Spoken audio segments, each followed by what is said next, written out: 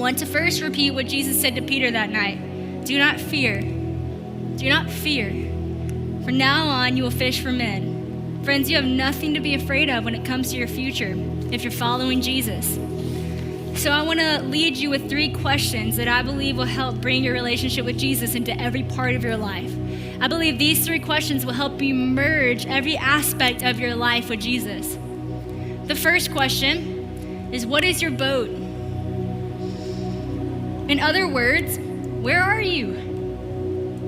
What spaces are you in that you can invite Jesus into to do ministry from? Your boat, it might look like business class. It might look like your sorority, your fraternity, your friend group. It might look like tailgates before the game. Man, you can invite Jesus into that. You can preach from there. It might look like social media. It's a great way to let Jesus into. It's a great place to preach from. Maybe it's your family. Maybe it's your roommates. Maybe it's your apartment. Wherever it is, maybe it's your dorm rooms. That's a boat. Jesus can preach from there. Jesus showed Peter, I'm going to get in your boat. I'm going to preach a word to everybody. And then because we're friends, we're going to fish. Make it normal. What are your fish is the next question. What are your fish?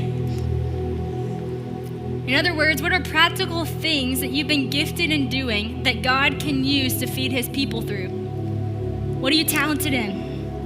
Maybe it's a gift of hosting people. Maybe your gifting is creativity. You're great at writing. Maybe it's storytelling or your humor. Maybe it's your wisdom. Maybe it's actually cooking. Maybe it's actually fishing. Whatever it is, like, what are you actually good at? What do you love to do? Maybe it's sports. That was what it was for me for a long time in my life. It's different now, but it was that for me for a time. What are you good at? What can Jesus use to feed people around you? And lastly, I think this one's super, super important. It was the thing for me that kept me back. I got the boat thing, got the fish thing, but it was this thing. What are your nets? What are the safety nets that you are holding onto that you need to drop to fully follow God?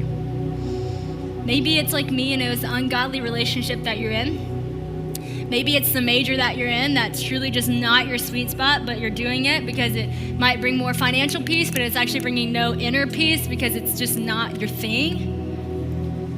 Maybe maybe it's your social status. You're unwilling to give up, go into the things because you feel like I gotta be there if I'm gonna be somebody. Maybe it's your image, this image you put up. You want people to think you're one way because you think it's cool. What is it? What do you need to drop? Maybe it's your Snapchat.